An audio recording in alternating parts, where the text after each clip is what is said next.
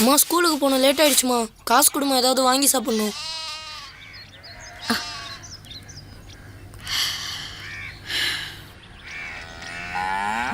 இந்தா. அம்மா எப்பயுமே நீ 10 ரூபாய் தான் தருவ, இன்னைக்கு என்னம்மா 50 ரூபா தர? இனிமே தினமும் உனக்கு 50 ரூபாய் தர போறேன். இப்பெல்லாம் நீ நிறைய சம்பாதிக்கிறியாம்மா? சரி வரமா.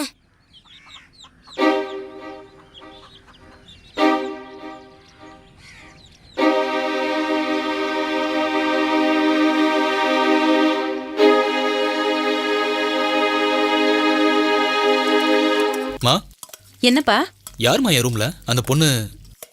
அவன் மெட்ராஸ்ல இருந்து பக்கத்து தெருவில் இருக்கிற அவங்க மாமா வீட்டுக்கு வந்திருக்கா. மெயில் செக் பண்ணணும்னு கேட்டா. சரி பாத்துக்கோன்னு சொன்னேன். அப்படியா? ம்.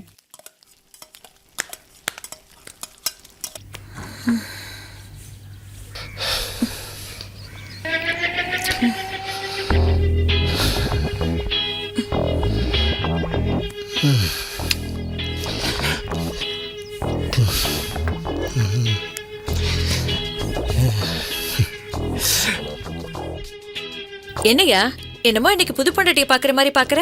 புள்ள பத்தாலும் எனக்கு நீ புது பொண்டாட்டி மாதிரி தாண்டி இருக்க. உனக்கும் எப்படியோ தான் இருக்கு. இருக்காதா பின்ன? இப்போ கொஞ்ச நாளா என்னை நீ கண்டுக்கிறதே இல்லை. அது சரி.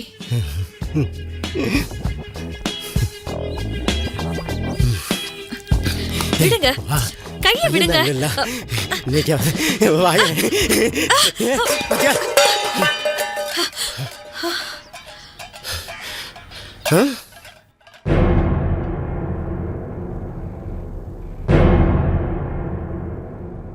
அட பாவி மனுஷா, சொல்ல சொல்ல கேட்காம பிடிச்சு இழுத்து இங்க பாரு, அரிசி பூரா வீடு முழுக்க செதறி போச்சு.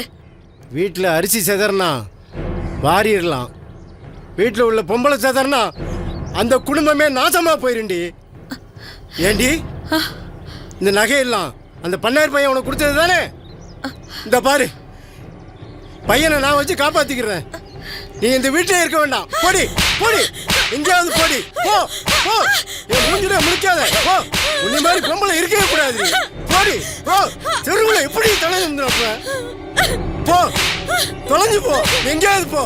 குழந்தைய நான் எப்படியா வச்சு காப்பாத்திக்கிறேன். குடும்ப வாழ்த்தை எங்க பண்ணிட்டு நீ? இதெல்லாம் ஒரு பொம்பளையா? போடி.